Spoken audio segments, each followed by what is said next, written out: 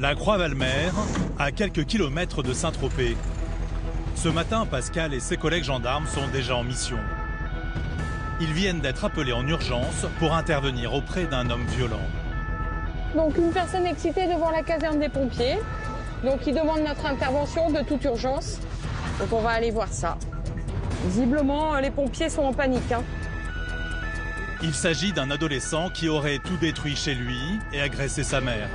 Il a déjà été pris en charge par les pompiers et une équipe du SAMU l'a installé dans son ambulance. Bonjour. Mais problème, il refuse de se laisser attacher. Par contre, il va être calme ou pas? Là, pour l'instant, il est calme, mais tout à l'heure, quand il est arrivé, il était bien, il était bien excité. Ouais, d'accord. Hors de question pour les soignants de le transporter dans cet état. Je vais vous donner des menottes provisoires qu'il n'y aura qu'à couper. On va être là pour les mettre avec les collègues, tranquille. Allez, ça va, on vous laisse. Les gendarmes tentent la manière douce. Bonjour, jeune homme. Qu'est-ce qui se passe? Il n'y a rien. Il n'y a rien? Bon, vous allez aller voir le docteur. C'est prévu comme ça. Qu'est-ce que c'est? Je suis là avec des gendarmes. Allez. Vas-y, c'est pas fait. Allez. Si tu t'énerves plus, ça va être vite fait. Tu rentreras tranquille. Et voilà, terminé. Bah oui. Et plus tu vas t'énerver, et plus tu auras les pompiers, et plus tu auras la gendarmerie, et plus tu auras un sur le dos. Déjà, on va vous mettre quelque chose pour éviter que vous soyez violent avec l'ambulancier, monsieur. D'accord? C'est pas grand-chose, c'est pas des menottes, mais c'est quelque chose on va être obligé de vous attacher quand même, monsieur, un peu. Restez assis, calme, puis voilà. Tu nous promets de rester calme, s'il te plaît? Oh, je suis calme. Allez. Quand soudain, la mère de l'adolescent arrive très en colère contre son enfant. Mais tu vas où? Mais ferme ta gueule! Mon papa, ne t'énerve pas. Reviens avec. Voilà, qu'est-ce que je fais? Je suis pas Madame. Bon, ça va, allez-y. Vous prenez ma vie, putain de merde. Je suis tous les jours au taf, moi. Je me crève le cul, pourquoi? Pour ça, putain. Mais qu'est-ce que tu crèves le cul? Je préfère rien faire à part travailler, va travailler! Ta gueule! J'en brûle. La femme hurle. Elle semble à la limite de la crise de nerfs. Madame, calmez-vous, madame. Calmez-vous. Allez, donnez le casque. Donnez le casque, madame. Allez. Lâchez, madame. Lâchez tout. Venez avec moi. Laissez-moi, Restez calme, madame. J'en peux plus. Je vois ça. Vous allez aller voir le docteur aussi, madame. Venez. Venez avec moi. Venez, on va s'éloigner un peu parce qu'il vous entend. Pascal veut à tout prix calmer les tensions. Elle amène la mère loin de son fils, dans sa maison. Qu'est-ce qui s'est passé, madame? Ça fait combien de temps que ça dure, madame? 4 ans que ça dure. Regardez, ma télé, Ah oui? mon frigo, ma porte, mon volet, tout est cassé, tout est broyé.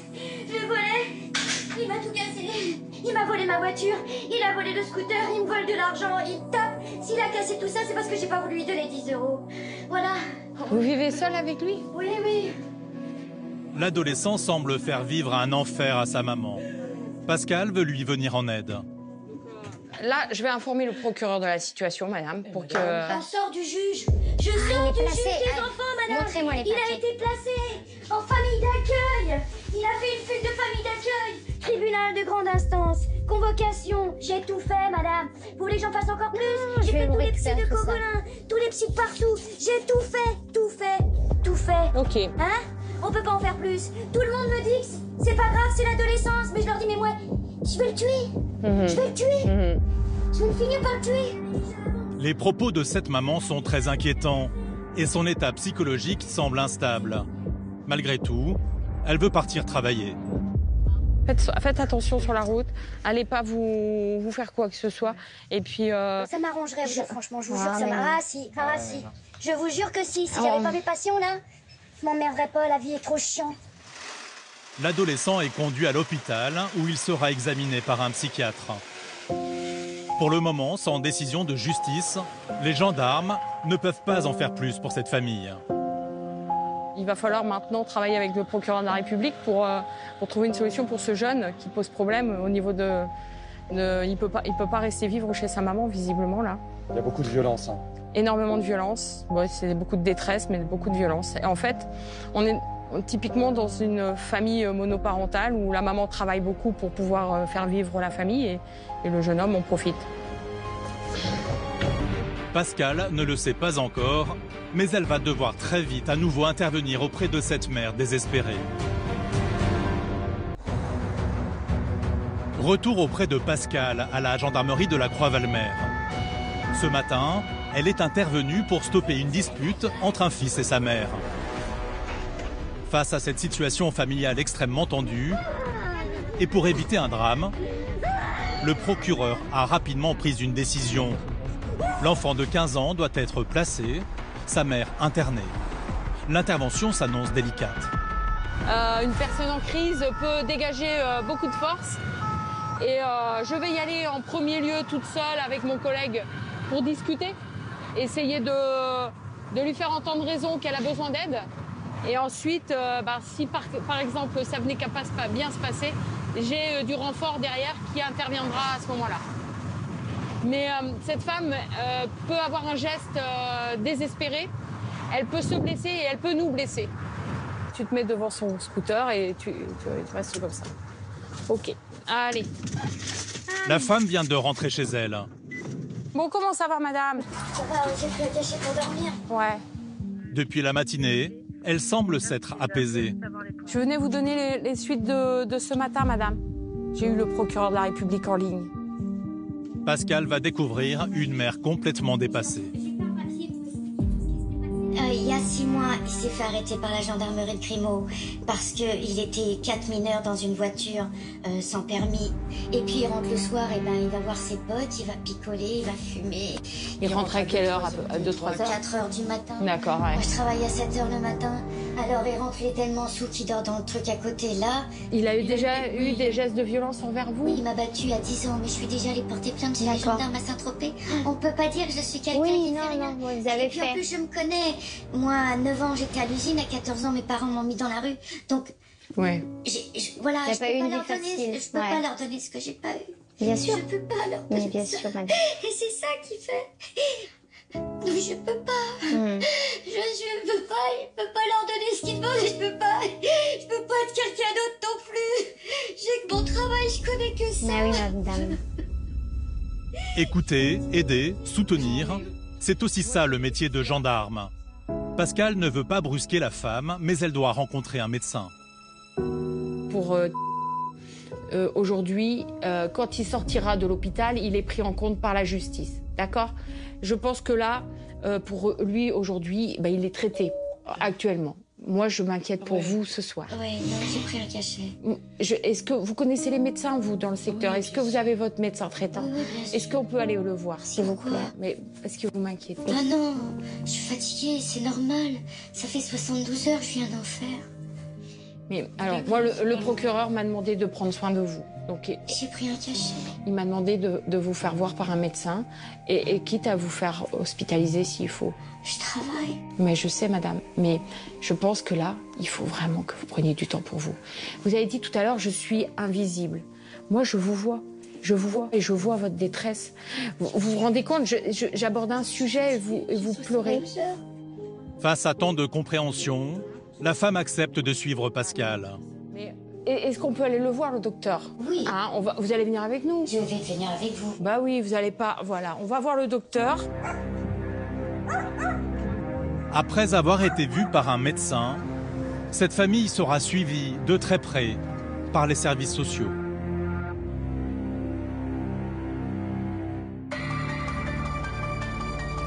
Ce matin, à la gendarmerie de Saint-Tropez, Kevin reçoit une plainte dramatique. Une jeune femme complètement affolée qui vient tout juste d'échapper au cou de son mari. Elle se cramponne à son petit garçon. Il va pas savoir que je suis là. C'est vous qui avez contacté nos services? Je passais, je regardais une voiture de la gendarmerie avec une femme. Et la femme lui dit qu'elle arrête la voiture. Je dis qu'est-ce qui est passé, mais je suis mal. Ah, bien sûr, mais... Vous m'expliquez ça. Mais madame, vous avez bien fait. Vous avez bien fait de signaler les faits, c'est pas normal. Il n'a pas à faire ça, votre mari. Le cas est très grave. Les violences conjugales tuent une femme tous les 3 jours. Alors le psy est envoyé tout de suite pour interpeller l'homme. Alors, c'est un monsieur qui est bipolaire, qui a frappé sa femme et qu'il faut aller l'interpeller en soutien de la brigade. Parce qu'ils veulent pas y aller tout seul, vu qu'il est bipolaire, ça peut être compliqué. La dame, elle a reçu des coups, elle a des marques sur le visage, sur les bras, elle s'est fait mordre à la main. Donc c'est des violences importantes, donc dans tous les cas, pour des violences on y va, mais là encore plus. Donc on va essayer de discuter avec lui, à voir comment ça se passe, mais dans tous les cas, ça va se finir à la gendarmerie, donc va falloir l'interpeller. L'homme n'a pas hésité à frapper sa compagne. Il est violent, il pourrait donc se retourner contre les gendarmes. Pour l'instant, on arrive, on parle, on discute avec lui. Si jamais il veut pas, on y va avec de l'élan, et s'il veut toujours pas, à ce moment-là, je te dirai. De toute façon, Taser, tu le gardes au cas où, je t'ai dit, et je te l'annoncerai, comme ça au moins t'es tranquille. En fait, Jérémy, le problème, c'est que vous savez jamais sur quoi vous allez tomber, quoi. Bah oui, c'est ça qui est compliqué. C'est pour ça qu'on essaie de se briefer un peu avant. Quand on est, là, on est avec 2 jeunes, donc on en profite, on les briefe un peu. Comme ça, au moins, on est sûr de ce qu'ils vont faire. On est tous coordonnés et on sait ce qui va se passer. On donne les différentes solutions qui peuvent se passer. Donc ça se passe bien, ça se passe bien. C'est un peu plus compliqué, on explique les conduites à tenir. Et si c'est encore plus compliqué, etc. À chaque fois, c'est ce qu'on appelle nous l'intervention graduée. Devant la maison du couple, tout est calme. Mais les apparences sont parfois trompeuses. Le mari violent pourrait être caché n'importe où et agresser par surprise un militaire. Prends ton PA, pas le taser. Alors Jérémy et ses collègues progressent avec précaution. Viens avec moi. Ok, salle de bain, continue. Vas-y, ouvre la porte. Fenêtre ouverte, chambre. Ok, retourne aux escaliers. Toute la maison doit être sécurisée. C'est bon. Vas-y Théo, je suis derrière. Bon, ok, vas-y, va à droite. Ah, quelqu'un. Monsieur, bonjour. L'individu est en fait tranquillement en train de dormir. Venez avec nous, monsieur. Mettez-vous sur le lit, allongez-vous. On vous menotte, on vous explique après. Dis rencontre. Ok, c'est bon, un individu interpellé. Ok, allez-y. Vous savez pourquoi on est là, monsieur? J'aimerais bien savoir. Sans sa couverture, là. Allez, on va vous asseoir. Asseyez-vous. Avancez. Ok. On va recueillir une plainte pour les violences sur votre... Les violences tout le temps, moi aussi. Non, mais les violences qui sont déroulées ce matin. Avec aplomb, l'homme nie avoir été violent quelques heures plus tôt. Une réaction que les gendarmes connaissent bien. Dans tous les cas de violence, que ce soit intrafamilial ou même dans les bagarres, il n'y a jamais d'auteur. Tout le monde est la victime et tout le monde dit « ouais mais c'est pas moi qui l'ai frappé, c'est elle » ou « c'est pas moi, c'est lui », etc. Alors que l'homme est placé en garde à vue dans l'attente de son audition, sa compagne semble encore sous son emprise. Malgré les coups, elle refuse finalement de déposer plainte. Je ne peux plus, monsieur. Ah, mais restez là. Madame. Je ne peux plus. Attendez un petit peu. C'est ma faute. J'attends. C'est ma faute. Non, c'est pas votre faute. Si vous a tapé, c'est pas votre faute. C'est ma faute. Madame, restez ici, s'il vous plaît. Vous pensez que c'est normal de taper sa femme? Moi, je suis seule là-bas. C'est un jour. Je n'ai pas famille, je n'ai rien, monsieur. Qu'est-ce que je pouvais faire? Effrayée, cette femme ne veut pas dénoncer l'homme qui partage sa vie. Comme 80% des victimes de violences conjugales, par peur de représailles, mais aussi par amour. Elle ne veut pas déposer plainte. Mais le problème, c'est ça, c'est que nous, c'est le danger de la personne. On ne peut pas les laisser faire, même si elle ne veut pas déposer plainte, nous, on est obligé de faire quelque chose. On ne peut pas les laisser en danger chez quelqu'un qui la frappe et ça peut aller plus loin. Il suffit qu'elle retourne ce soir, qu'il la refrappe et qu'elle meure, ce sera notre faute. Donc c'est pour ça qu'on est obligé de faire quelque chose. Pour votre sécurité, on préfère que vous restiez là. Quoi qu'il arrive ce soir, il y aura un endroit pour que vous dormiez, d'accord? Vous et votre fils. Les violences conjugales sont malheureusement le quotidien des forces de l'ordre. Et Kevin va encore une fois y être confronté ce soir. Là, on part sur des violences intrafamiliales sur un bateau. Donc, des touristes vraisemblablement. Là, donc, on va un peu voir s'ils sont concubins, mariés ou quoi que ce soit. C'est quelque chose qu'on ne prend pas à la légère à Saint-Tropez. Les violences dans le couple, personne n'osait en parler réellement. Et malheureusement, on se trouve avec des scènes dramatiques de violence et des fois où ça se termine de façon tragique. Sur le quai, les protagonistes sont encore tous sur place. La première que Kevin entend, c'est la femme qui aurait été frappée par un copain de son ex-conjoint. Alors racontez-moi un peu ce qui se passe. Je suis venue pour parler avec D'accord. mec, soi-disant. Allez, sur le bateau, ouais, d'accord. Avec le t-shirt rose. Vous étiez mariés, vous étiez quoi? On était en couple, ça fait 3 ans, on était ensemble. Et ce soir, la jeune femme était venue demander des explications à celui qui l'a quittée pour une autre. Je viens pour lui parler, il descend son chien de garde. C'est quel chien de garde? Celui-là qui est assis sur la voiture, il m'a pris comme ça. Il m'a tapé comme il s'est tapé un mec. Ouais, je vois. J'ai pris un coup, j'ai Non, pris d'accord. des coups. Mais votre ex, Votre ex Il n'a pas réagi, il n'est pas venu. Il n'a pas tapé, d'accord. Les gendarmes entendent aussi l'auteur des coups. Bonsoir. Alors venez avec moi, monsieur, s'il vous plaît. Et il va leur révéler un élément qui pourrait changer l'enquête. Donc racontez-moi un peu ce qui s'est passé. Elle est arrivée, c'est l'ex-femme de mon ami. J'ai dit tu arrêtes, calme-toi, elle m'a sorti le taser en même temps. Elle voulait me piquer, avec son truc électrique. Elle est venue pour me faire chier tout le monde. Quand vous venez avec une arme de première catégorie, c'est pour faire chier tout le monde. Nous on n'a pas d'arme de première catégorie, c'est nous qu'on a fait la police. La jeune femme s'est donc défendue avec une arme, ce qui est interdit. Est-ce que vous avez sorti une arme? Non, D'accord. On nous a parlé d'un taser. c'était pour me défendre. Parce qu'on Ouais, mais vous l'avez sorti alors? Non, je ne l'ai pas sorti, je ne l'ai pas utilisé. Pourquoi vous l'aviez pris là, le taser? Vous l'avez pris sur vous? Vous l'aviez pris dans la voiture? Elle est toujours dans mon sac. Dans votre sac. Et là, est-ce que vous l'avez sorti physiquement? Je l'ai sorti parce qu'il m'a fait mal. D'accord. Il Voilà. m'a tapé, Voilà. il m'a fracassé. Non, mais moi, je veux qu'on soit franc, d'accord? Ouais. Je l'ai sorti, il m'a fait mal. Est-ce que vous l'avez utilisé? Contre monsieur. Ouais. Non, je l'ai pas reçu. Il m'a tellement tapé que je ne l'ai pas utilisé. D'accord. Même si elle était armée, les gendarmes n'en oublient pas que la femme a été frappée. Ils cherchent donc à savoir si elle s'est servie de son taser en légitime défense. Un témoin leur décrit la scène. Elle dit qu'elle a été tapée. Il a voulu la taper, ouais, il a mis un coup de pied à un moment. Un coup de pied, ouais. d'accord. Et après, ouais, il a voulu la taper, il a raté sur plusieurs reprises sur des coups de poing quand même. Comment il a? Il a raté sur plusieurs reprises sur des coups de poing. Ah, il a voulu Heureusement taper, mais il a pas réussi, heureusement qu'il y en a un qui le tirait. Il est un peu plus costaud qu'il le tirait, heureusement, parce que... Alors, c'était avant, alors apparemment, elle aurait eu un taser.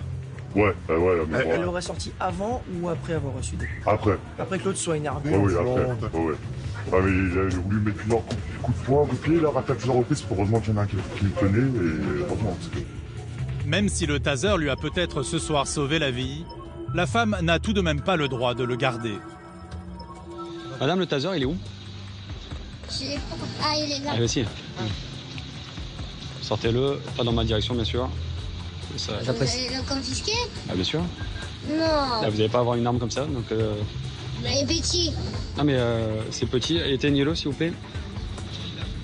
Hop, merci. De son côté, l'agresseur présumé ne veut pas en rester là. La femme l'a menacé avec une arme et il compte bien s'en servir contre elle. Vous pouvez déposer plainte donc, pour les violences. Par contre, lui, il va sûrement déposer plainte pour des violences avec arme. D'accord? Parce que ça, ce qu'on vient de saisir, vous n'allez pas l'avoir. OK? Donc demain... Vous allez... Mais moi, je l'ai sorti pour peur de me faire fracasser. Vous expliquez... Monsieur, Madame, vous expliquerez dans votre audition pourquoi vous avez fait ça. Mais malgré tout, vous n'allez pas le transporter. C'est un taser à main. Donc ça permet juste de mettre une petite décharge à la personne et de le maintenir à distance. Mais on n'a pas à avoir ça dans son sac à main et encore moins de le sortir et de l'utiliser sur quelqu'un. Chaque partie s'estime en fait victime de l'autre. On a quand même un témoin qui est neutre, qui lui en fait éclaircit un peu la situation, donc explique bien qu'il a vu qu'elle a reçu des coups. Et que par contre, aussi, elle a utilisé le taser, hein, donc elle nous le dit. Donc en fait, on est presque sur de la violence réciproque. Demain, ils vont être convoqués. Elle va s'expliquer donc sur les violences avec armes, parce qu'on n'a pas utilisé un taser sur quelqu'un, même si pour se défendre ou pas se défendre, puis on n'a pas à le transporter. Donc c'est 2 délits. L'individu sera aussi entendu, lui, pour les violences, parce qu'on n'a pas tapé sur quelqu'un. Alors ça sera des violences délictuelles aussi parce qu'il présente un taux d'alcool. Et puis demain, on éclaircira un petit peu tout ça, notamment avec le témoin, quoi. Ça va nous permettre vraiment de relater les faits et d'avoir une vraie version. Si l'homme porte plainte contre elle, la jeune femme risque une amende jusqu'à 75 000 € et même une peine de 5 ans de prison pour port illégal d'une arme de catégorie B. Quelques jours plus tard, nous retrouvons Laetitia. Elle doit intervenir sur une petite route de Saint-Tropez, sur laquelle des automobilistes auraient repéré une silhouette inerte au sol. Les pompiers nous signalent la présence d'un homme couché au sol à côté de son scooter. Ok, c'est bien prêt, on se transporte. L'appel radio n'augure rien de bon. Là, on peut à tout moment tomber sur une découverte de cadavres. Hein. Ça peut être tout et n'importe quoi. Hein. Il peut être alcoolisé, il est tombé. Ça sent quand même pas bon, là. Le suspense sera finalement de courte durée.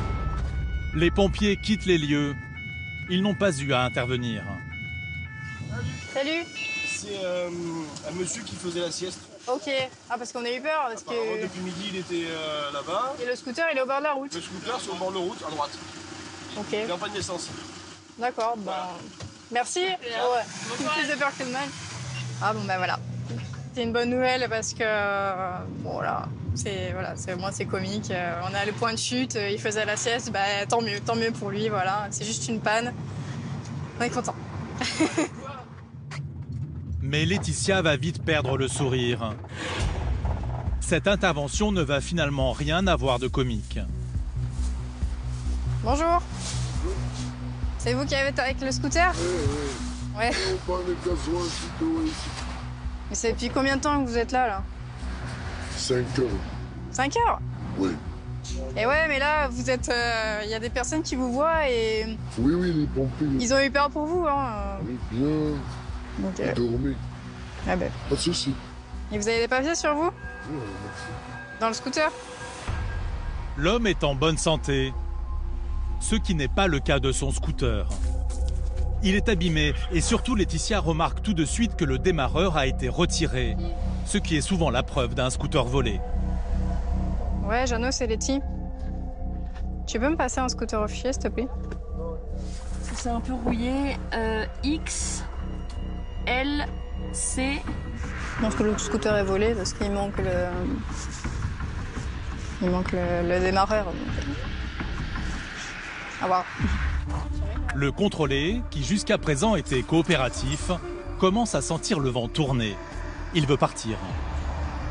Monsieur? Non, venez là. Oh, oui, pas de soucis. Je finis la vérification. Restez là. Il refuse de donner son identité. C'est quoi votre nom, monsieur? Vous avez un titre de séjour ou pas? Attends, moi tranquille. Vous avez un titre de séjour? Attends, moi tranquille. Monsieur, je m'en fous. Je vous demande, vous en avez un ou pas? Ouais, je pense que c'est un étranger en situation régulière. Le scooter? Vous l'avez acheté à qui? 15 jours, 20 jours. Mais à qui? À un copain? Un Tunisien. Un Tunisien?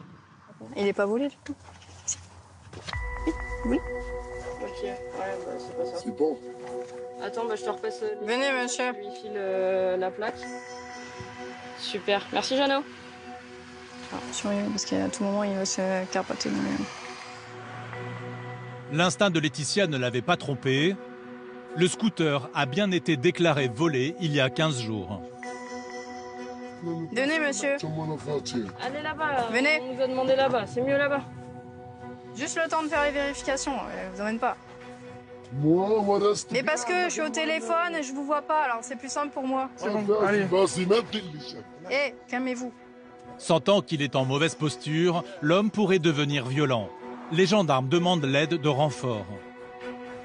Faire un appel radio. Patrouille réserviste, s'ils peuvent nous rejoindre. À tout moment, il peut se barrer encore. Depuis Saint-Tropez, il y a les mobiles qui arrivent en renfort. Ok, c'est bien pris. On sait jamais sur qui on peut tomber et vaut mieux être plusieurs. Je le sens pas trop, à tout moment, il peut nous s'échapper. Les gendarmes mobiles viennent encadrer le contrôle. Oui, juste rester avec monsieur tant qu'on fasse les vérifications, parce que mon avis, le scooter, il est volé. Et à tout moment, il peut partir en courant. Fais gaffe. Laetitia et sa collègue peuvent maintenant enquêter en toute sécurité. Vous pouvez juste vous lever du scooter, s'il vous plaît? Je vais repasser le numéro. Le scooter n'a pas de papier, mais un numéro de série. Grâce à lui, Laetitia a pu obtenir le téléphone de la potentielle propriétaire. Oui, bonjour. Je vous appelle concernant la plainte pour le vol de votre scooter. Et parce qu'en fait, on a une plaque d'immatriculation qui ne correspond pas avec le numéro de série. Donc le numéro de série, c'est le numéro de série de votre scooter à vous. Donc si vous pouvez me dire un peu la description de ce scooter. Donc vous dites, il était noir. Oui, la selle était déjà abîmée. Ouais, il y a un petit fil, il pend. C'est ça, bon bah de toute façon, ok. Et sinon il y avait quoi d'autre? Il était un peu dégradé, vous étiez tombé avec ou pas? Enfin, parce que là il est un peu cassé de partout. Alors que celui qui est maintenant considéré comme un voleur potentiel est conduit à la gendarmerie pour y être entendu, la victime de ce vol vient d'arriver sur place. Les gendarmes ont besoin qu'elle confirme que le scooter est bien le sien. C'était pas le même rétro. J'avais 2 petits rétros ronds. Oui. Et le remplacer. Ouais. C'est votre scooter, madame? Je pense que c'est votre scooter, oui. Il y a apparemment le numéro de voiture sur le coup, c'est ça? C'est ça. Ah bah oui, voilà, si vous avez été... Il était dans cet état-là? Ah non, il n'était pas dans cet état-là, non. Pas du tout. Ah non, il n'était pas cassé. Bon, la selle, souvent, avec l'âge, ça prend un petit peu, mais... J'avais mes rétros, j'avais tout... Non, j'avais tout ça, c'est pas cassé. Sa propriétaire avait déclaré sa disparition 15 jours plus tôt. Dans quelques jours, après finalisation de l'enquête, elle pourra récupérer son véhicule. Dès que la lune apparaît, la gendarmerie se mobilise. Avec des patrouilles de surveillance nocturne, car les militaires le savent, c'est bien souvent lorsque la nuit tombe que les citoyens lambda se mettent à faire n'importe quoi. Comme ce conducteur de 2 roues qui roule sans lumière. Il n'a pas de feu, donc on voit que c'est assez dangereux, quoi, sur une route comme ça qui n'est pas éclairée. L'homme obtempère et se range sur le côté. Mais avant, il se débarrasse en catimini d'un objet. Il a fait quelque chose. Kevin et son coéquipier veulent comprendre le geste mystérieux du motard. Grâce à leur lampe, ils retrouvent l'objet du délit. Vous roulez en consommant de l'alcool? Sa dernière bière, ce qui signifie logiquement qu'il y en avait d'autres avant. Vous avez consommé beaucoup d'alcool ou pas? Oui. Je vais pas vous mentir, oui. D'accord. C'est-à-dire beaucoup? Pour moi, pas beaucoup. Ouais. Faites attention aux scooters comme ça, de bois, c'est pas... Je sais. C'est pas votre... Ouais, je sais, mais j'ai pas attention. La prudence est vivement recommandée, car cette route est un véritable danger, surtout pour les personnes qui ne se rappellent plus ce qu'elles ont consommé. Encore. C'est bien, monsieur, très bien. 157. Il y en a beaucoup, ouais. Ouais, vous n'êtes pas le record, hein, mais bon. Vous avez bu combien de bouteilles d'alcool? Sans mentir, hein, parce que j'aime pas mentir. Jusqu'à maintenant, une quinzaine. Une quinzaine? C'est que vous avez fait la fête avec des amis ou ça? Non. Pour passer le temps? Ouais, tout seul? Tout seul, ouais. 15 bières. La limite est largement dépassée. Pas question d'en boire une 16e. D'autant plus que le conducteur, à jeun, qui est passé au fast-food, n'a pas encore dîné. Prenez donc vos affaires et vous allez venir avec nous tranquillement. On va aller à la brigade voir votre auto à l'éthylomètre. L'homme n'a pas l'alcool mauvais. Il obtempère gentiment. Mais cela ne doit pas cacher le plus dramatique, l'alcool à l'origine d'un tiers des accidents mortels. Malheureusement, l'alcool est un véritable fléau dans le golfe de Saint-Tropez et vous voyez, sans même chercher à piéger les gens, énormément d'interventions sont liées à la consommation d'alcool, la consommation excessive. C'est presque vous lui sauvez la vie en fait là. Bah là, il roule avec 0,57 mg par litre d'air expiré, dans le noir complet, sur un scooter, en buvant une bière. Oui, je pense qu'on potentiellement on peut le sauver. À l'inverse de beaucoup d'automobilistes ou de conducteurs de 2 roues contrôlés par les gendarmes cet été, l'homme qui a bu 15 bières n'insulte pas les militaires, ne les menace pas ou ne refuse pas de les suivre. Bien au contraire. Lors de son transfert vers la brigade, il est même tout sourire. Bon, c'est quelqu'un qui ça se passe bien. Voilà. Bon, là, ce soir, il a un peu trop consommé d'alcool, donc il va venir avec nous. Et, après, il y a une personne qui viendra le chercher et ça va bien se passer pour lui. Il sera entendu plus tard. Bon, la conduite sous l'empire est alcoolique. Reste le plus délicat. L'addiction de cet homme qui refuse de se considérer comme un alcoolique lorsqu'il raconte sa journée. Je vais à McDo vite fait, et après je vais à l'escalier pour passer les soirées, et après je rentre. Mais pour moi c'est normal, je suis pas... Pour vous, 15 bières, c'est la dose normale, quoi. Ouais. C'est excessif. Mais l'homme n'écoute pas. Grisé par ses 5 litres de bière, il en profite pour faire de la pub pour la gendarmerie. Grâce à eux, on fait attention toujours grâce à eux. Parce que si on va en voiture de gendarme, on voit les gendarmes qui passent et tout ça. Ah, il faut mettre les casques, ah, il faut mettre les gants, ah, il faut mettre ça, on fait tout ça toujours. On roule doucement. S'ils sont pas là, il y aura plus d'accidents. C'est un peu ce qui vient de se passer ce soir, je pense. Il y a plein de gens qui se plaignent. Ah, les gendarmes, ils sont là tout le temps. Mais non, ils sont là, c'est pour nous. Le contrôle d'alcoolémie va prendre une tournure particulière. Un cours pratique sur la loi en vigueur. Les gendarmes jouant le rôle des profs et le citoyen éméché, celui de l'élève qui ignore tout des interdits, mais qui ne demande qu'à apprendre. Allez, encore. Allez.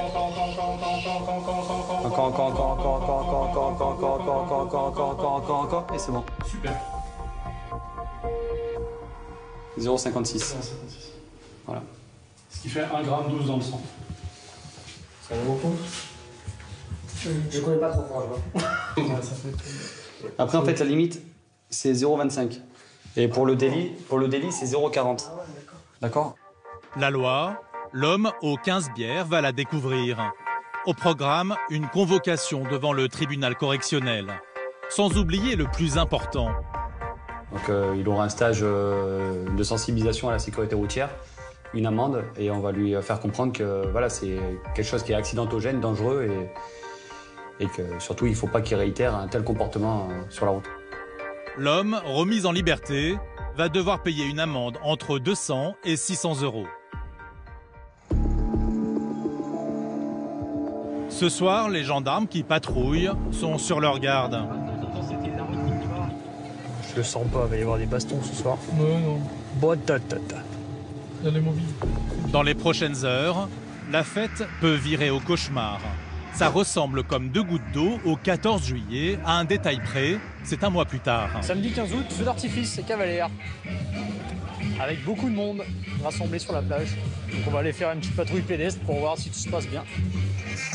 Malgré l'épidémie qui empêche des grands rassemblements, la municipalité de Cavalère a décidé d'offrir à ses estivants un son et lumière avec une pluie d'étoiles filantes. Un feu d'artifice. Mais les gendarmes ne pourront pas assister à l'intégralité du spectacle. Un coup de téléphone interrompt brutalement la féerie du ciel de Cavalère. Il y a des particuliers qui font un feu d'artifice à la croix. Ouais. Le problème, c'est que c'est haut de Peigné. Et là-bas, il y a beaucoup de végétation, donc faut qu'on y aille. C'est un coin de la croix où il y a beaucoup de végétation. On a déjà eu des feux il y a 4 ans. Donc on va éviter que ça se reproduise. L'été, les feux d'artifice sont strictement réglementés sur tout le littoral français, voire parfois interdits par les préfectures. C'est valable pour les communes comme pour les particuliers. Ici, c'est le cas. Ce serait un imprudent qui a voulu jouer avec le feu. On continue, ça devrait être un peu plus haut. Sur place, un riverain les attend.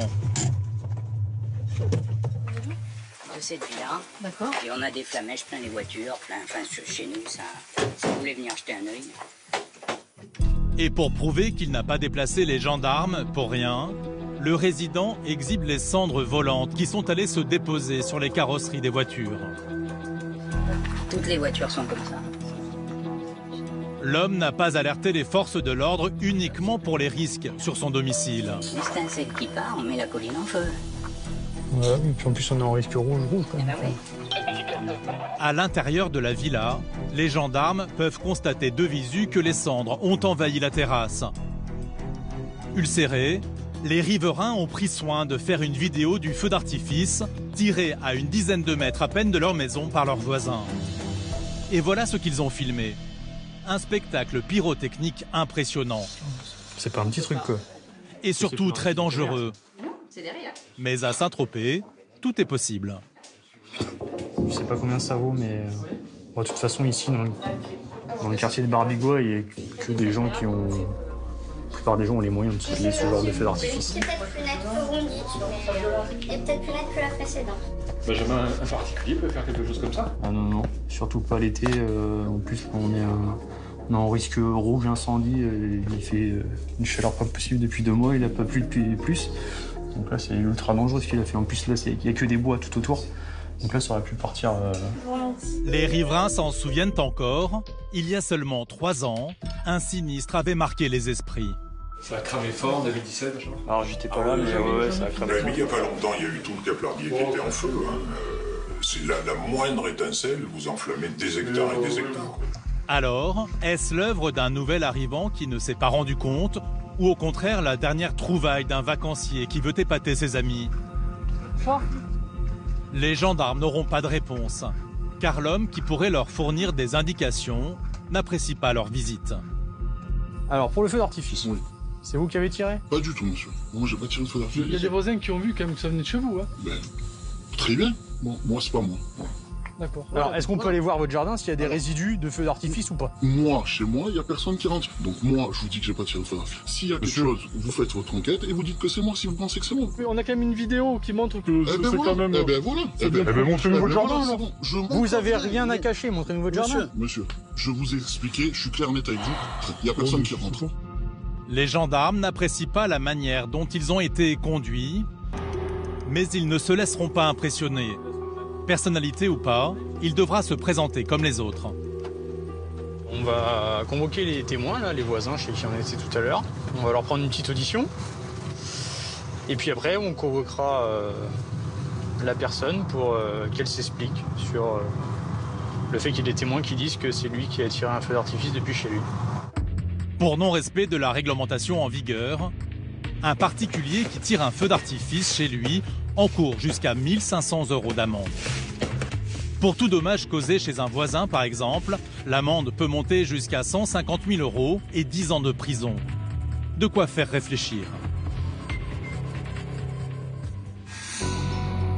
Le lendemain, le ciel de Saint-Tropez a retrouvé sa belle couleur bleue.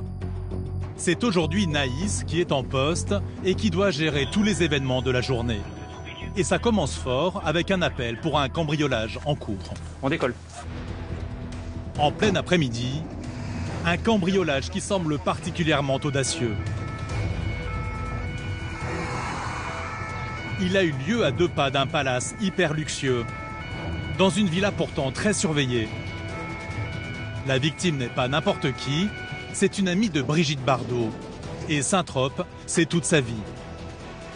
Âgée de 77 ans, elle est toujours traumatisée. Non, vraiment, j'ai pas eu le temps. Ah ben, j'ai été greffée dans ma maison pendant que je me lavais les dents. Et on m'a plaqué au sol, on m'a dépouillé de mes bijoux Merci Laurent, tout de suite. Et ensuite il m'a traîné dans ma chambre et j'ai pu m'enfermer dans ma chambre pour prévenir qu'on vienne à mon secours. Vous avez eu peur, j'imagine? Ah ben oui, un peu, oui. Non mais j'ai cru qu'il allait me tuer surtout. Immédiatement, la jeune Naïs tente de cerner le profil de l'agresseur. Un masque noir, il était comment le masque? Il était noir le masque. Oh, je le reconnaîtrais, hein, malgré le masque. Vous n'avez pas pu voir s'il y avait une barbe, quelque chose, un tatouage? À mon avis, peut-être il devait avoir un tatouage sur les bras. D'accord, vous l'avez vu ou pas? Oui. Oui, il y a un tatouage. Vous savez ce que c'est comme tatouage? Non, j'ai pas eu le temps. Sur le bras gauche ou droit? Oh non, ça vous savez pas. Bon, c'est pas grave, hein, je préfère demander, on sait jamais. La victime, à qui on a arraché un collier, des boucles d'oreilles et une bague en diamant, soit au total un butin de 100 000 €, est effondrée. Elle préfère s'asseoir aux côtés de son mari pour poursuivre. Il a mis son genou sur mon sternum et évidemment il a eu du mal à m'arracher. Donc vous voyez dans quel état je suis. Voilà. Et après il m'a traîné dans ma chambre par les cheveux. Je hurlais évidemment, donc il m'intimait l'ordre d'arrêter d'hurler, mais enfin, heureusement, j'ai pu m'enfermer dans ma chambre. Naïs écoute attentivement la version de la septuagénaire. C'est la deuxième fois qu'elle est confrontée à une agression aussi violente. C'est mon deuxième avec violence cet été. Après, où la victime est aussi choquée, oui. Parce qu'en fait, il y a déjà eu des violences où quelqu'un a été poussé, mais c'était pas aussi violent à être traîné et compagnie. Voilà. Mais bon, après, malheureusement, c'est arrivé sur madame, quoi. Comme le moindre petit souvenir peut se révéler essentiel, les gendarmes veulent en savoir plus. Grand, svelte, mais costaud quand même, large d'épaule. Okay. Vous avez vu les sourcils et les yeux, donc? Oui. Donc les yeux marron ou noirs? Noir. Noir. Je pense noir. Couleur de peau blanche? Non, couleur de peau basanée. D'accord, mat de peau. Alors je ne sais pas s'il était maghrébin ou africain, enfin un peu plus loin. Ouais. Peut-être sans mélanger entre français et... D'accord, ouais d'accord. Ça peut être un métis. Oui, ça peut être un métis. Oui. Très bien. Les militaires tentent de reconstituer le chemin emprunté par ce voleur de bijoux. Ce malfaiteur qui a exigé sans succès qu'on lui montre l'emplacement du coffre-fort. Alors sinon, on fait le tour pour aller sur la terrasse. Ça vous dérange pas? Non. À mon avis, il a dû ressortir par où il était rentré, par la terrasse. Vu le butin qu'il avait. Bon. D'après la victime, le hors-la-loi aurait joué les montes en l'air. Il serait passé par les toits. Un scénario appuyé par un indice capital relevé par Naïs. Ouais. Donc là, nous, on suppose, on va pas toucher, hein. On suppose que là, en fait, c'est des traces de pied et qu'il s'est hissé pour monter sur le toit pour pouvoir grimper après par la suite là-bas. Pour atteindre directement la salle de bain. La salle de bain à l'étage, c'est là où la victime s'est faite dépouiller. Reste à confirmer l'hypothèse selon laquelle le cambrioleur serait bien passé par les toits avant l'attaque. Vu que ça s'est passé en plein jour, je pense qu'on verra très bien les images. Et pour les autres caméras, je pense que tout va nous aider, ne serait-ce que par savoir le cheminement de l'auteur. Éventuellement, il a pu passer par le toit, on voit que c'est vraiment au bord de la route, il n'y a qu'une clôture à escalader pour atterrir sur ce toit. Ça peut être un passage pour l'auteur pour entrer dans la propriété des victimes. L'affaire prend une tournure criminelle. Ce sont d'autres spécialistes qui vont à présent prendre le relais.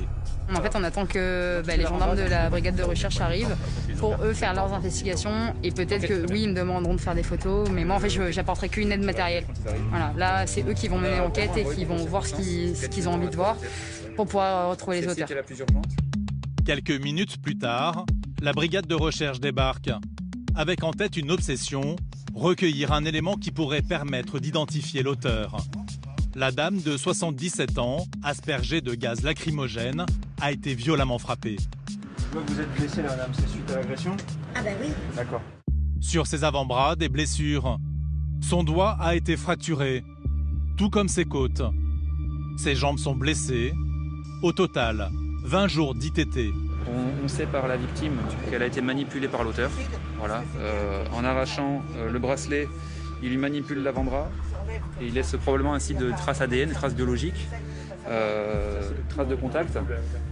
En manipulant le cou pour arracher le collier, c'est la même chose. Et quand il traîne les cheveux, pareil, il met sa main dans les cheveux, etc. Les enquêteurs effectuent donc des prélèvements, notamment à proximité du précieux diamant qui a disparu. Il a bataillé un moment avec le solitaire. Hein. Donc il a touché votre alliance aussi, j'imagine? Ah bah oui, ça faisait mal. Elle était très serrée, donc il a mis un moment. Leur espoir, retrouver des lambeaux de peau, même infimes, sous les ongles de la victime. Des traces de lutte. Ça te marqué ongle, main gauche. De quoi déterminer l'ADN de l'agresseur. Si l'homme est fiché, on retrouvera son identité.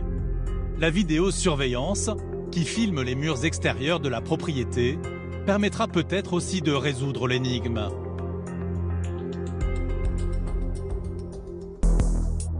Quelques jours plus tard, à la brigade de Saint-Tropez, le cambriolage est en passe d'être élucidé. Suite logique d'une enquête méthodique. Les gendarmes avaient pris soin d'effectuer des prélèvements sur la victime. Résultat, on trouve en dessous des ongles et au niveau de sa montre de l'ADN. Et le fait est que cet individu est déjà connu de la justice, a déjà commis des faits précédemment, est ainsi fiché dans les laboratoires biologiques de la France. Le cambrioleur est donc identifié et à présent inscrit au fichier des personnes recherchées.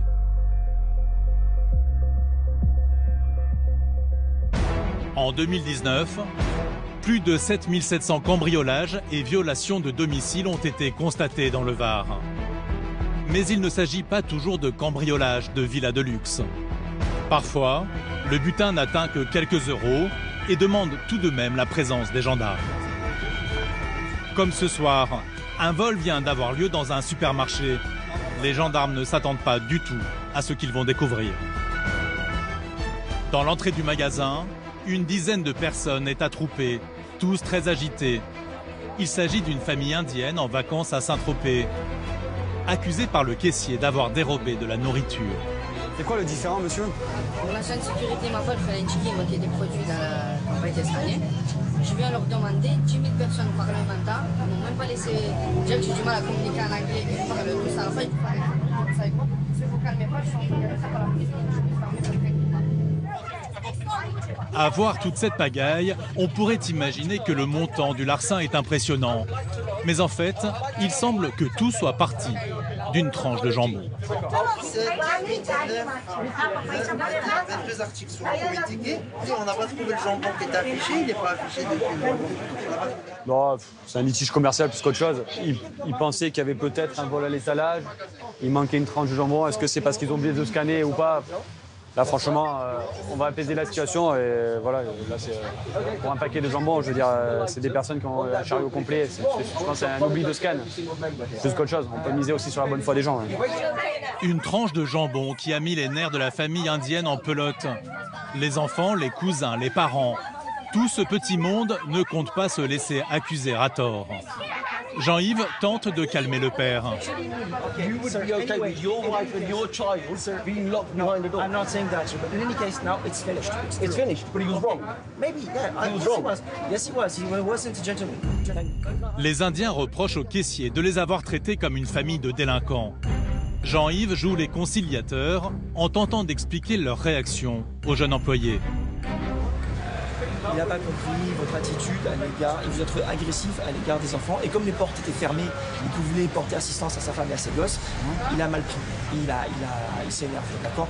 Donc lui, ce qu'il vous reproche, c'est votre attitude agressive, contrairement à l'autre homme du magasin qui lui était très calme, très posé. Mais moi j'étais calme au début, je suis arrivée en tranquillité. Voilà, mais je crois que c'est la personne que tout le monde. Voilà, en fait, ça part d'un malentendu.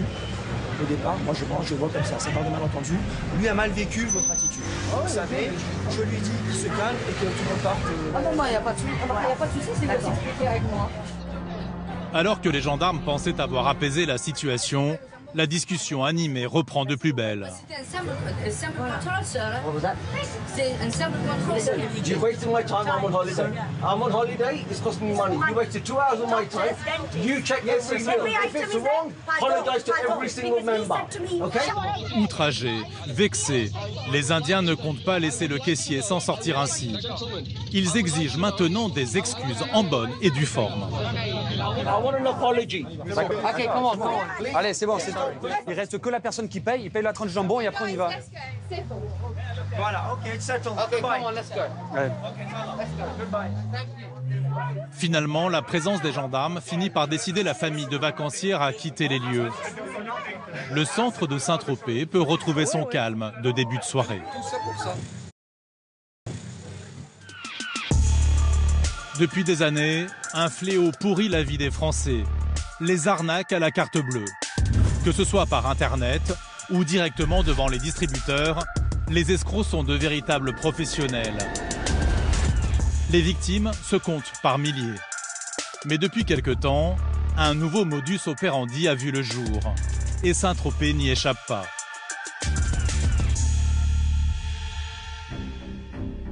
Les malfrats repèrent une personne retirant de l'argent. Alors qu'elle repart, ils lui font croire que le distributeur dysfonctionne. Des billets continuent à sortir de la machine. Et que le seul moyen de stopper le bug informatique, c'est de réinsérer sa carte. Ensuite, la victime va mettre la carte dans le distributeur et va commencer à faire son code confidentiel et tout ça. Et au moment où l'auteur va tout simplement le voir, va s'approcher, va taper sur les touches et avec son autre main va réussir à prendre la carte. Et c'est là que la victime elle est trompée parce que la victime pense que sa carte a été aspirée dans le distributeur. Un tour de passe-passe qui n'a lieu qu'à certains moments de la journée, quand les banques sont fermées. Bien entendu, les voleurs ciblent bien leur proie. Les victimes sont souvent des personnes vulnérables. C'est des personnes âgées. Ils ne s'en prennent pas aux personnes qui vont tout de suite, on va dire, percuter. Jérôme et ses collègues sont sur ce dossier depuis des semaines, car les arnaques s'enchaînent. Là, actuellement, on est sur 2 victimes. Il y a une victime, il y a 3 000 € qui a été débité.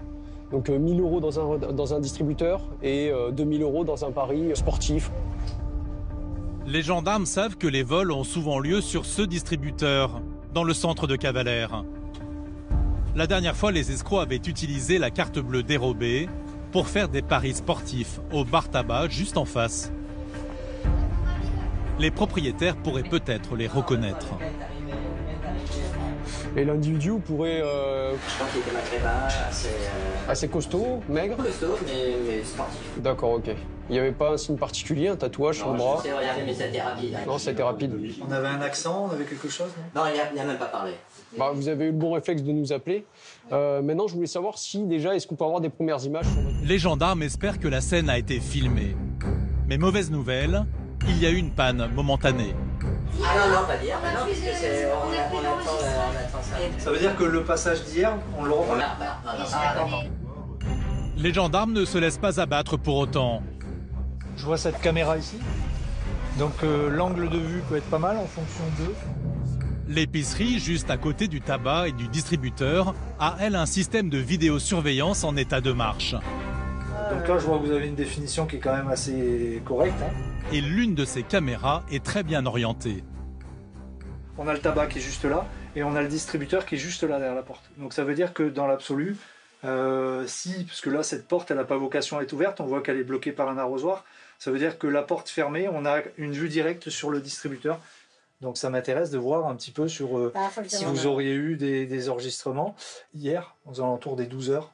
D'accord, je vais le notifier. Voir si vous avez... Oui, si vous voulez. Je vais le notifier comme ça, parce que moi... Je vais vous laisser mes coordonnées, comme ça va vous permettre de... Reste maintenant à espérer que les épiciers retrouvent les images captées le jour du vol. C'est parfait.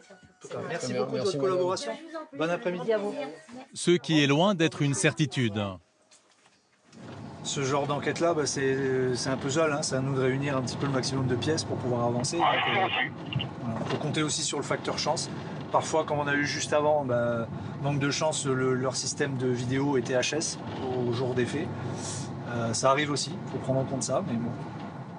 Et si pour le moment la chance n'était pas vraiment du côté des gendarmes, il semble que le vent vient de tourner.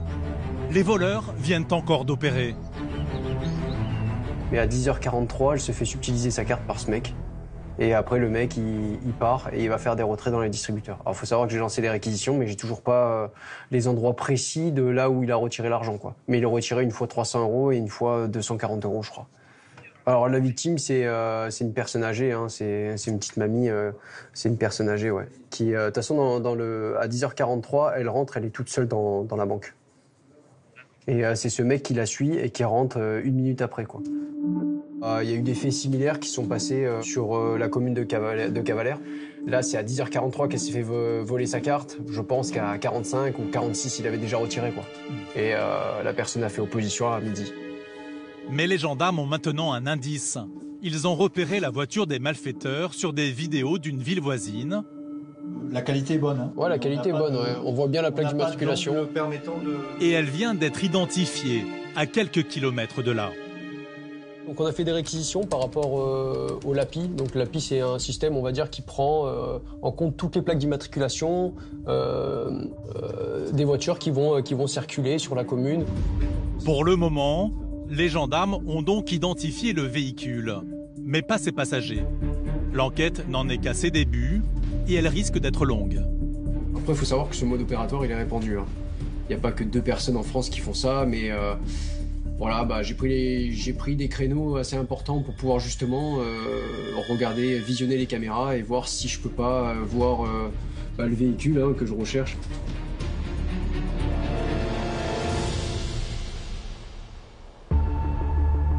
Quelques semaines plus tard, à la brigade de la Croix-Valmer, Jérôme est toujours sur le dossier des arnaques à la carte bleue.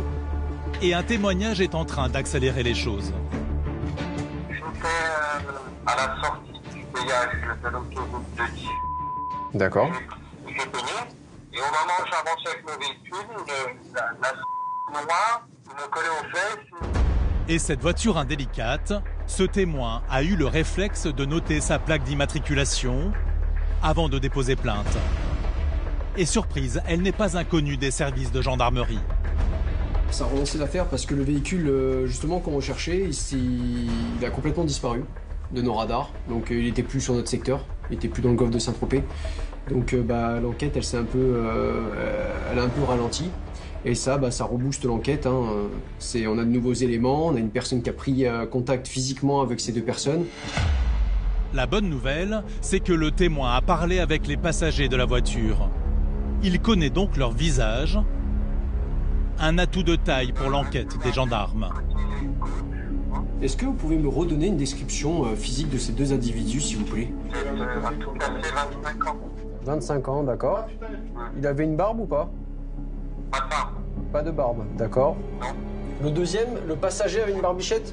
Ouais, une barbichette. D'accord. L'autre, il avait des cheveux, mais très peu noirs. Au niveau des accents et tout ça, c'était des Français? Ouais. On les a toujours vus porteurs de masques chirurgicaux, avec des bobs et des lunettes de soleil, donc la reconnaissance faciale et pour l'identification, c'est difficile. Les gendarmes ont maintenant une description physique précise. Ils ont fait une erreur. Au lieu de payer tranquillement le péage et se faire discret, et qu'on n'aurait jamais su qui c'était sur des on l'aurait peut-être su autrement, mais ils auraient pu très bien, au final, se fondre dans la masse, quoi. Et cette erreur va peut-être nous permettre d'accélérer l'enquête et même d'identifier les auteurs, quoi. Grâce à ce témoignage et à une enquête de plusieurs semaines, le conducteur a finalement bien été identifié. Il devrait être interpellé dans quelques jours.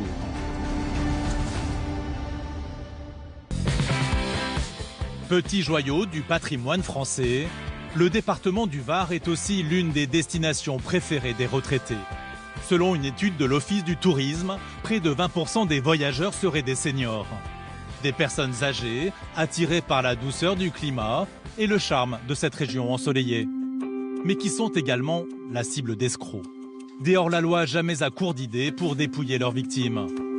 On va chez une dame qui a reçu la visite d'une personne qui visiblement s'est présentée chez elle, qui s'est rendue sans aucune violence, bien sûr, qui s'est rendue dans sa chambre à coucher en mettant un coup de cutter dans le matelas et sans aucune violence envers elle et en indiquant qu'il reviendrait plus tard pour leur vendre un matelas. Voilà, donc on va essayer de voir un petit peu ce qu'il en est réellement. Si c'est ça, on a quand même une intrusion, une dégradation, voire peut-être des menaces, enfin bon, une méthode de vente assez particulière, si c'est le cas. Direction Cavalère. C'est là où l'escroc a frappé. Abusant de la crédulité d'un couple, un mode opératoire qui agace Philippe. On va aller voir cette brave dame, qui je pense doit être une personne âgée, parce que c'est tellement plus facile et courageux de s'en prendre à une mamie. Voilà, on arrive tout de suite, madame. La vieille dame les attend de pied ferme, aux côtés de son mari malvoyant. Il n'y a pas eu de violence? Non, non, non. On est d'accord, hein? Mon mari est malvoyant, mais il a plus de 90 ans. Bonjour, monsieur. Bon, on est porteur de masque pour votre sécurité, hein? D'accord? Alors, dites-moi tout. Pour piéger les deux personnes âgées, l'homme a procédé en 2 temps. Donc là, par rapport aux éléments, on a 2 passages. Donc la première fois, il vient vers quelle heure? Bah, c'était 10h. Vers 10h? Même pas. Tu faisais ton marché. 9h30, disons. Allez, 9h30. Il s'est présenté à vous comment? Eh ben, avant l'entrée. Oui, mais qu'est-ce qu'il vous a dit en premier lieu? Qu'il avait besoin d'un stylo pour un numéro de téléphone. Comme ça, d'entrée. Ouais. Même pas vous dire bonjour, je vends des matelas. Oui, mais bon, il m'a même pas parlé de matelas. Oui. Et que je peux pas lire tout. Eh oui, je comprends, monsieur, je comprends. Donc il a sonné à la porte, il a dit bonjour, est-ce que vous auriez un stylo? Voilà. C'est ça? Oui. Et donc ensuite vous rentrez ici? Je vous donnerai le numéro pour acheter un matelas, des matelas. Voilà. Mais ça c'était... Donc il vous dit ça, et après il va voir dans la chambre, c'est ça? Voilà. Après il va dans la chambre, vous le suivez parce que vous vous demandez ce qu'il fait. Il n'est pas rentré tout seul à la chambre. Et là vous le voyez avec... Il vous a demandé où se trouvait votre chambre? Il s'est mis à démonter le matelas, tout, mais moi j'ai rien vu. Il a donné un coup de cisaille. Hein. D'accord. Et est-ce qu'il vous a demandé à voir les chambres avant? Il t'a demandé d'aller à la chambre? Le vieux monsieur a la mémoire qui flanche. D'accord, c'est un peu confus pour vous. Philippe l'aide à reconstituer ses souvenirs. Et ensuite, il a mis le coup de cutter et il vous a dit, je vous donne un numéro et vous pourrez en racheter un. C'est ça? Je reviens voir votre dame. Voilà ce qu'il lui a dit. Philippe et Gaspard vont constater les dégâts dans la chambre. Alors, un matelas tout neuf, vous voyez. Ben voilà. C'est leur spécialité. D'accord. Oh, il n'a rien fait. Les deux? Non, non. Il a rien fait, si, madame. Il vous a dégradé votre matelas. Un matelas qui a 5 ans. Il est rentré chez vous, donc voilà. Si le monsieur de 82 ans a failli se laisser rembobiner, lors de son deuxième passage, l'escroc a dû affronter une mamie beaucoup plus coriace. Donc 10h50, 11h moins 10, il revient ici, il sonne à nouveau, et là il vous dit quoi? Qu'est-ce qu'il vous dit là?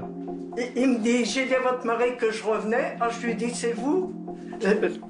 J'avais laissé la ferraille. D'accord. Et puis quand j'ai vu que c'était le gars, j'ai ouvert, je lui ai dit, c'est vous le dégueulasse qui venait d'esquinter le matelas? Il me dit, non, non, je vous le change gratuitement, il m'a dit. Je vais chercher le catalogue, je reviens.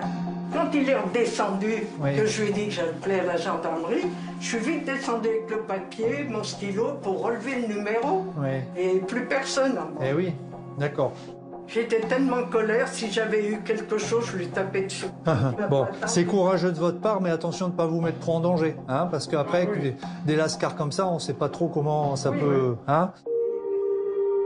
Le major tente de calmer les ardeurs de la grand-mère en colère, avec quelques conseils à la clé. Écoutez, le principal, c'est qu'on n'ait pas eu d'agression. Moi, c'est surtout ça qui m'importe. Hein. L'auteur de ces faits-là, on va tout faire pour pouvoir le retrouver rapidement. Mais c'est surtout ça qui m'importe, hein, que monsieur, quand il était tout seul, il n'ait pas été agressé et que vous non plus derrière. Hein. Donc monsieur, je pense que la chose à retenir, c'est vraiment de laisser votre entrebâilleur de porte, de ne pas ouvrir comme ça facilement, d'accord? Surtout que votre dame, si elle est partie au marché, elle revient, elle a sa clé, elle peut ouvrir. Il a inspiré confiance. Eh ben oui, c'est toujours comme ça. Hein, c'est toujours comme ça. Reste le plus délicat. Établir un portrait robot du faux vendeur de matelas, qui a évidemment le look passe-partout. Aussi grand que vous, un polo gris foncé. Cheveux courts propres sur lui. Oh oui, oui, impeccable. D'accord. Une barbe, un collier de barbe, une moustache, rien du tout. Bien rasé, propre sur lui. Et un pantalon, quelle couleur? Un jean ou plus un pantalon de survêtement ou plus un pantalon. Oui, un pantalon, hein. Mais un gars bien correct. Les chaussures, ça vous a attiré l'œil? Je n'ai pas regardé. D'accord, très bien. Donc ça, c'est lui, vous avez sa carte en plus? Oui, oui, mais le numéro est faux, hein, j'ai essayé déjà. D'accord, d'accord. Vous pouvez garder le papier. On va prendre le papier parce que de toute façon, vous allez venir déposer plainte. D'accord, c'est important pour nous, là, par rapport à ça. Comme le couple va avoir des difficultés pour déposer plainte à la gendarmerie, les militaires ont une solution plus pratique pour ne pas se déplacer. On peut préparer votre plainte et on viendra vous la ramener. D'accord? On vous la fera signer. Hein, ça sera un petit peu, ça évitera de laisser monsieur tout seul. On vous préparera. De toute façon, on a pris en compte ce que vous nous avez dit par rapport à ça. Hein, je pense que ça sera plus simple pour vous. Je conduis encore, mais mes enfants veulent plus que je conduise. Eh oui, je comprends. Et vos enfants, ils sont ici? Oh non, moi je les rentre. Faux policiers, Démarcheur bidon, charlatan en tout genre, le major n'a pas de mots assez durs pour ce type de délinquance. On a eu l'abus d'une personne vulnérable, ça c'est certain, c'est une circonstance aggravante. Et puis surtout, on a les dégradations qui sont faites pour cette vente forcée. Voilà. On s'en prend à des personnes vulnérables, automatiquement, déjà c'est un manque flagrant de courage. Ces personnes-là, on ne peut pas dire que ce soit de grands courageux. Ils vont savoir vraiment le public vers lequel ils se tournent. Et ils savent que de toute façon, c'est pas là où ils vont risquer un mauvais coup. Voilà. Bon. Merci beaucoup d'être venu. Que j'apprenne pas que vous n'avez pas remis encore la chaînette, hein, monsieur. Hein. Attention, hein. Je demanderai à madame régulièrement. Hein. Bon. Allez, on vous tient informé de la suite, madame. On repasse vous voir après avec votre déposition. Venir en aide aux plus faibles, c'est donc l'une des missions que les gendarmes prennent le plus à cœur. En s'approchant ainsi au plus près de l'intimité des citoyens, ils se retrouvent parfois embarqués dans de drôles de situations, au sein même de couples en crise. Laetitia et son collègue viennent d'être appelés pour un accident. Un scooter aurait été renversé par une voiture. Donc là, on a été appelés sur un accident qui est en train de tourner au vinaigre parce qu'apparemment les deux conducteurs sont en train de se battre. Sur place, pas de bagarre comme annoncé, mais une jeune femme très en colère. On se calme. Bonsoir. Qu'est-ce qui se passe? Venez avec moi, on va discuter. Bonsoir. Pendant qu'un gendarme isole la jeune femme, Laetitia tente d'en savoir plus auprès de son compagnon. Le couple se disputait dans leur voiture et la jeune femme a voulu descendre en pleine route. En ouvrant sa portière, elle a percuté un scooter qui a chuté. J'ai pris la tête avec ma copine et puis elle a voulu sortir et elle a ouvert la porte. Vous étiez en voiture? Oui, monsieur. Elle a ouvert la portière? J'étais là et puis le monsieur arrivé. J'ai ouvert la porte et puis elle a tapé. Et vous êtes arrivé vous en scooter? Oui. Ok. Selon des témoins, il semble que la chute ait été violente. Et apparemment, il a quand même fait un petit peu planer. Elle a tapé dans l'arrière de ma boîte. Vous avez appelé le pompier? Ouais. Ils arrivent? Les secours prennent tout de suite en charge le motard. Bonne nouvelle, il a eu de la chance, il n'est pas gravement blessé. Il peut même tenir sur ses jambes. Apparemment, il n'y a rien de grave, il est tombé sur les fesses, mais on va voir ce que ça donne. Mais si la victime va plutôt bien, les gendarmes doivent définir les causes de l'accident. Une simple dispute conjugale qui aurait pu terminer en drame. Le conducteur est en larmes. Et qu'est-ce qui se passe du coup avec votre copine là? Ah monsieur? J'ai pris la tête. Pourquoi vous prenez la tête? Parce que ça va pas moi. Ça fait combien de temps que vous êtes ensemble? Ça fait 3 ans. Ok. Et là vous êtes en vacances? Oui. Mais alors que Laetitia est en plein interrogatoire... Pour la suite avec votre dame là, donc il y a quoi? Il y a eu des violences? Non madame, non, je ne l'ai pas tapé, madame, je tape pas. Il y a eu une engueulade? Oui, c'est une seule engueulade. Oui. La jeune femme vient chercher ses affaires dans la voiture. Et la solution pour ce soir c'est quoi? Je rentre chez moi et puis je la déposer chez elle, parce qu'il y a sa sœur. Non. Voilà. Moi, je ne remonte pas avec lui. Oui, je lui donnerai de l'argent qu'elle prend un taxi. La passe d'armes entre les deux tourtereaux est loin d'être terminée. Vous récupérez vos affaires, madame? Non, mais ça prend mes affaires, madame. Oui, bah vas-y, va-t'en. Attends-moi, prends un taxi, va-t'en là-bas. Qui, entre la femme et l'homme, est responsable de cette dispute et de l'accident qui s'en est suivi? Laetitia ne laisse rien au hasard. Consommez des stupéfiants? Non, madame. Moi, je vais vous faire le test. Ouvrez la bouche. Sortez la langue. Le résultat est instantané. L'homme n'a pas consommé de drogue. Pour mettre fin à cette histoire, seule solution, éloigner le couple l'un de l'autre. Donc madame ne souhaite pas déposer plainte? Non, laissez-le comme ça, laissez-le partir, ça va être bien comme ça, il va s'en aller chez lui, je vais m'en aller chez moi. D'accord, ce soir vous habitez où vous? Ce soir, moi ce que je voudrais pas remonter avec lui dans la voiture. Non mais ça vous n'avez pas remonté avec lui. Je vais prendre un taxi, j'ai de l'argent, tout ça, tu t'en alleras chez toi, j'ai ton père au téléphone, je parlais bien avec ton père. Voilà. Pas taxi, vas-y, va-t'en. Voilà. Vous avez de l'argent sur vous pour prendre le taxi? Oui, j'ai de l'argent sur moi. Okay. C'est bon. Face à cette querelle, les gendarmes sont un peu impuissants. À la base, on nous dit qu'il y a eu des violences, mais finalement, la personne se rétracte, dit en fait non, c'était simplement une engueulade. Là, on ferme la porte, elle va rentrer de son côté, il va rentrer, donc on élimine le problème. Une part de cocaïne, tout ça, on fait les contrôles. Sur les deux conducteurs, dépistage d'alcoolémie, on fait la totale. Au moins, on est sûr qu'il n'y a rien et qu'ils peuvent partir sereinement et que le constat sera effectué plus tard. Il a l'air assez bouleversé, ce monsieur, vous voyez. Après, voilà, c'est une dispute de couple. Ça fait 3 ans qu'ils sont ensemble, donc là, je pense qu'on va sur une rupture. Donc, ça fait mal. Pour le moment, les deux futurs ex semblent avoir du mal à définitivement couper les ponts. C'est bon, il n'y a rien, madame, ici, hein? Oui, c'est bon. Alors, oui, dites-lui que a dit que je me drogue, là, cette dame-là. Alors, qui c'est qui l'a? C'est bon, allez là-bas, madame, s'il vous plaît. Dire à mon père. Allez, que t'en fais, putain. Madame, allez là-bas, s'il vous plaît. Attends. Vous avez appelé votre taxi? Vas-y, va prendre un taxi, va là-bas. Ah non, mais il y a qui fait appeler taxi? Comment ça fait pour appeler taxi ici? Je connais pas la région. Mais on va vous en appeler un. Vous avez les sous? Oui. Ok, je vous ai appelé un taxi. Finalement, Laetitia et ses collègues arriveront à jouer les médiateurs conjugaux. L'homme et la femme acceptent de partir, chacun de leur côté.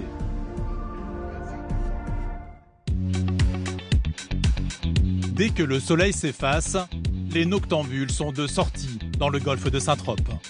Touristes qui flânent sur le port après le dîner, mais aussi une clientèle plus branchée, une jeunesse dorée qui raffole des nuits blanches, avec alcool et stupéfiants.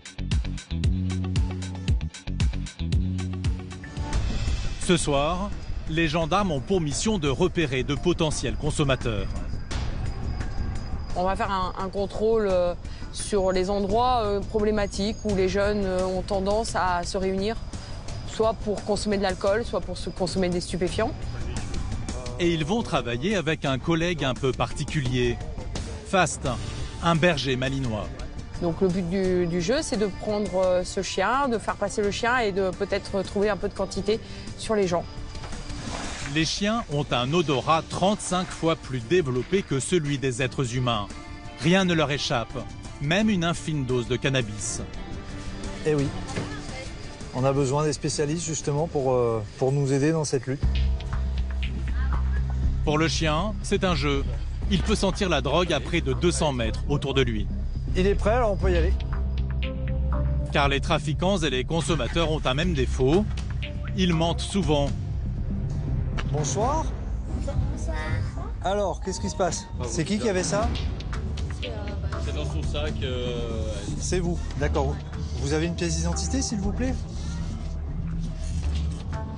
Bon, vous n'allez pas aller en prison tout de suite, hein. Mais on est sur réquisition du procureur, donc le fait de détenir des produits stupéfiants, c'est interdit. D'accord. Vous habitez où? En Normandie. D'accord. Vous êtes en vacances? D'accord. Comme cette jeune touriste qui va devoir se présenter à la gendarmerie. Sur elle, Fast a trouvé un bout de cannabis. Mais elle n'a pas tout dit. Eh mademoiselle. Breton, c'est. Oh. Non. Ah, quand même. Ça sent d'ici. C'est moi, c'est Delphine. Mademoiselle est joueuse. Il restait dans le sac à main de la demoiselle un sachet d'herbe. Ça s'est banalisé et généralisé. Donc on se retrouve avec une jeune fille qui présente très bien, qui est polie et qui néanmoins a de quoi fumer pour quelques jours. Voilà. Sur le bout de la jetée, voici un groupe de jeunes qui lui aussi, juré craché, vous n'avez rien sur vous? assure ne pas avoir de stupéfiants. Le chien va nous dire ça. Devant une petite boîte, Fast semble pourtant très excitée. Arrête. L'adolescente affirme qu'elle n'en a plus. Oui, j'en ai eu. Mais en réalité, c'est un petit mensonge. Il en reste un peu quand même. Ah oui. Non, mais moi Ah bah le chien il connaît son travail. Hein. Sans lui, de toute façon, on pourrait pas faire grand chose, hein, puisqu'on a toujours des gens qui vont chercher à dissimuler la matière. Donc voilà, c'est comme ça quoi. Et inutile pour les consommateurs de se débarrasser en catastrophe de leurs stupéfiants. Car si on peut toujours tenter de berner Philippe... Contrôle gendarmerie sous réquisition du procureur. Auriez-vous des produits stupéfiants sur vous? Pas sur vous. Pas sur vous. L'inspectrice Fast va renifler en 2 minutes qu'on se moque des forces de l'ordre. La preuve, la chienne repère comme l'éclair une boulette de cannabis caché sous des feuillages, comme si on l'avait jeté là, avant l'arrivée des gendarmes. T'as personne? Le groupe de jeunes qui prétend ne pas détenir de stupéfiants trouve subitement l'opération moins amusante. Surtout que Fast n'a pas terminé sa mission. La chienne marque en haut d'un muret. Il n'y a personne me joint. Encore une fâcheuse découverte. Et ce n'est pas fini, car Fast a encore senti quelque chose dans la sacoche du jeune homme. Une boulette de cannabis. On lui prend et puis monsieur viendra à la gendarmerie demain. Parce qu'on part, non, on part à 8h. Bah non, vous partirez pas à 8h. Non, ça va être pas de souci. Mais je vous rassure, hein, ça va pas prendre longtemps. Hein. Vous n'allez pas aller en prison. Hein. Hein, on est bien d'accord. Vous avez déjà été verbalisé pour ça, monsieur? Non, jamais. D'accord. Donc. Ouais, c'est juste parce que c'était, on n'est pas chez nous, c'est les vacances. Ouais, je comprends, ouais, c'est sûr. Moi, quand je vais en vacances, j'aime bien rouler un joint. Si le major ose une pointe d'humour, c'est que l'opération se veut plus préventive que répressive. Dernier avertissement pour les fumeurs de joint. Monsieur, il est vu en train de rouler le joint. Et puis il a cette petite boulette. Rien de bien méchant. Donc là, c'est sur réquisition du procureur. Donc ça, c'est destruction immédiate, tout simplement. Philippe a raison de faire le distinguo entre simples consommateurs et revendeurs. Car face aux dealers, la gendarmerie se montre impitoyable.